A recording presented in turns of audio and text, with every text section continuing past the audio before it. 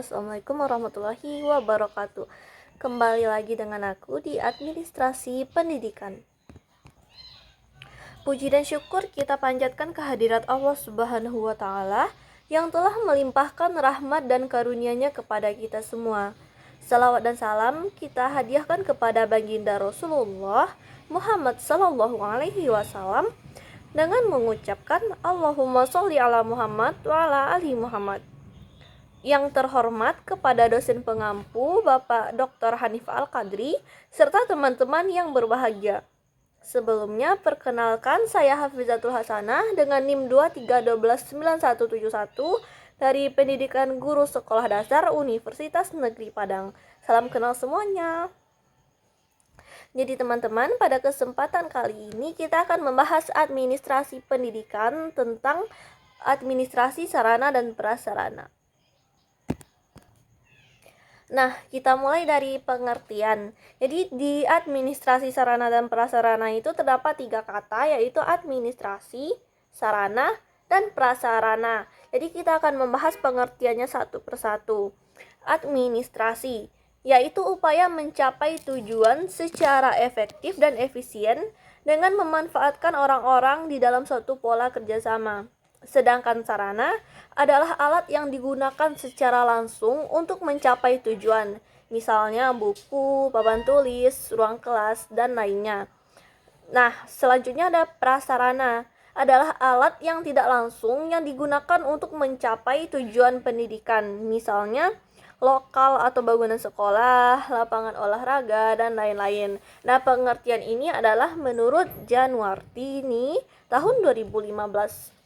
Jadi secara umum, sarana dan prasarana adalah alat penunjang keberhasilan suatu proses upaya yang dilakukan dalam pelayanan publik. Karena apabila kedua hal ini tidak tersedia, maka semua kegiatan yang dilakukan tidak akan dapat mencapai hasil yang sesuai dengan harapan. Nah, jadi teman-teman dapat disimpulkan bahwa administrasi sarana dan prasarana adalah suatu hal yang dirancang dan diatur sebaik-baiknya yang berupa barang atau gedung yang memiliki tujuan tertentu dalam mewujudkan pendidikan yang baik. Dalam administrasi sarana dan prasarana terdapat beberapa proses. Yang pertama ada perencanaan barang. Jadi perencanaan barang merupakan suatu kegiatan administrasi yang baik yang harus diawali dengan suatu perencanaan yang matang dan dilaksanakan demi menghindari kesalahan dan kegagalan yang tidak diinginkan. Dalam penyusunan perencanaan ini dapat ditempuh dari beberapa cara dengan analisis kebutuhan, kegiatan untuk mendapatkan informasi mengenai jenis, jumlah, kualitas, sarana dan prasarana pendidikan yang dibutuhkan oleh sekolah, dengan mempertimbangkan perkembangan kebutuhan sekolah, pergantian barang-barang yang rusak atau hilang atau dihapuskan, serta keperluan persediaan barang. Lalu dalam perencanaan barang terdapat pengumpulan data atau informasi mengenai sarana dan prasarana yang ada. Kemudian barulah adanya penyusunan rencana kebutuhan sarana dan prasarana pendidikan. Proses yang kedua yaitu pengadaan barang. Pengadaan merupakan segala kegiatan untuk menyediakan semua keperluan barang, benda, dan jasa bagi keperluan pelaksanaan tugas. Pengadaan sarana dan prasarana dapat dilakukan dengan pengadaan tanah. Dilaksanakan dengan cara membeli atau penerimaan hibah atau menerima hak pakai atau menukar. Selanjutnya ada pengadaan bangunan. Dilaksanakan dengan mendirikan bangunan baru, membeli, menyewa, menerima hibah atau menukar. Selanjutnya ada pengadaan perabot. Dilakukan dengan membeli, membuat sendiri atau menerima bantuan dari donatur seperti BP3. Selanjutnya ada pengadaan kendaraan. Pengadaan kendaraan untuk sekolah telah dilakukan oleh pemerintah pusat. Selanjutnya ada pengadaan sarana pendidikan seperti alat pelajaran, alat peraga, media pendidikan, alat kantor seperti mesin ketik, mesin hitung, dan sebagainya. Kemudian ada alat tulis kantor seperti kertas, tinta, map, dan sebagainya. Diadakan sesuai dengan ketentuan yang berlaku, yaitu dengan jumlah yang besarnya tertentu melalui tender rekanan. Jadi pengadaan buku-buku atau benda-benda dapat diadakan dengan membuat sendiri, menerima bantuan, hadiah, dan hibah. Menurut Syahril, pada tahun 2014, pengadaan sarana pendidikan ada beberapa kemungkinan yang bisa ditempuh. Yang pertama, pembelian dengan biaya pemerintah. Yang kedua, pembelian dengan biaya SPP. Kemudian ada bantuan dari BP3 dan bantuan dari masyarakat lainnya. Pengadaan kendaraan atau alat transportasi bisa dilakukan dengan membeli atau menerima bantuan. Pengadaan peralatan harus diperhatikan aspek kualitas, kuantitas, hukum, dan prosedur yang berlaku dalam pengadaan sarana dan prasarana tersebut. Proses yang ketiga yaitu ada inventaris sarana dan prasarana pendidikan. Jadi inventaris sarana dan prasarana pendidikan merupakan kegiatan mencatat dan menyusun daftar sarana dan prasarana yang ada secara teratur menurut ketentuan yang berlaku ke dalam suatu daftar inventaris barang yang berfungsi sebagai data yang diperlukan dalam perencanaan, pengadaan, penyaluran, pemeliharaan, penghapusan, pengendalian, serta pengawasan sarana dan prasarana. Salah satu aktivitas dalam pengelolaan perlengkapan pendidikan di sekolah adalah mencatat semua perlengkapan yang dimiliki oleh sekolah. Tujuan dari inventarisasi ini yaitu terciptanya ketertiban dan administrasi barang, penghematan keuangan, mempermudah pemeliharaan dan pengawasan barang, menyediakan data informasi untuk perencanaan. Jadi ada manfaat dari inventaris ini yaitu yang pertama, mencatat dan menghimpun data aset yang dikuasai unit, organisasi, atau departemen. Menyiapkan dan menyediakan bahan acuan untuk pengawasan aset organisasi atau negara. Menyiapkan dan menyediakan bahan laporan pertanggungjawaban atas penguasaan dan pengelolaan aset atau organisasi negara. Menyediakan informasi mengenai aset organisasi atau negara yang dikuasai departemen sebagai bahan untuk perencanaan kebutuhan, pengadaan, dan pengelolaan kelengkapan departemen. Proses yang keempat yaitu ada penyaluran barang. Penyaluran merupakan kegiatan yang menyangkut pemindahan barang dan tanggung jawab dari instansi atau pemegang yang satu kepada instansi yang lain.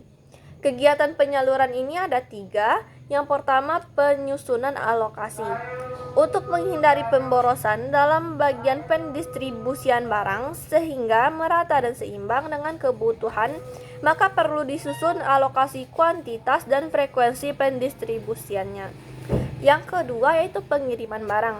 Pengiriman barang dari pusat penyaluran barang perlu diperhatikan beberapa hal, yaitu cara pengiriman, pengemasan, pemuatan, pengangkutan, dan pembongkaran barang.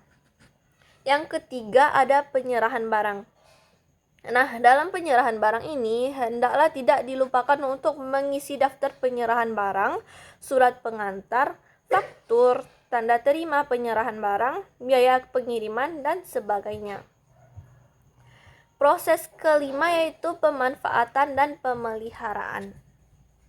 Pemeliharaan adalah kegiatan terus-menerus untuk mengusahakan agar barang kantor tetap dalam keadaan baik atau siap untuk dipakai. Tujuannya adalah agar barang tidak mudah rusak karena hama atau suhu atau cuaca, agar barang tidak mudah hilang, tidak kadaluarsa, tidak mudah susut, dan agar sarana dan prasarana selalu dalam keadaan bersih.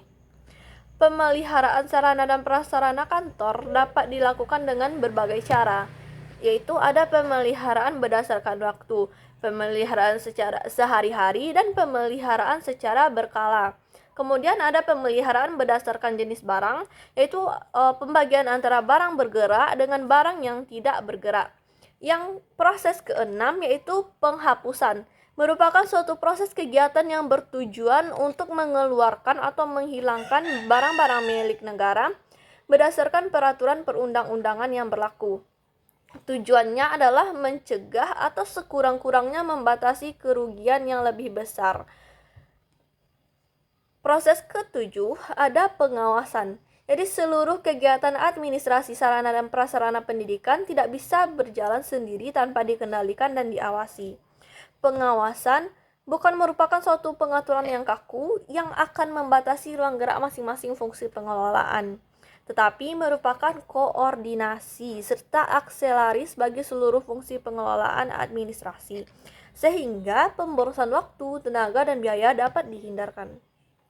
Nah, dalam administrasi sarana dan prasarana ini ada peran guru, dimulai dengan perencanaan, pemanfaatan, pemeliharaan, serta pengawasan penggunaan sarana dan prasarana. Nah, ini diatur dalam Undang-Undang Nomor 20 Tahun 2003 tentang Sidiknas Pasal 45 Ayat 1, yaitu setiap satuan pendidikan formal dan non-formal menyediakan sarana dan prasarana yang memenuhi keperluan pendidikan sesuai dengan pertumbuhan dan perkembangan potensi fisik, kecerdasan intelektual, sosial, emosional, dan kejiwaan peserta didik.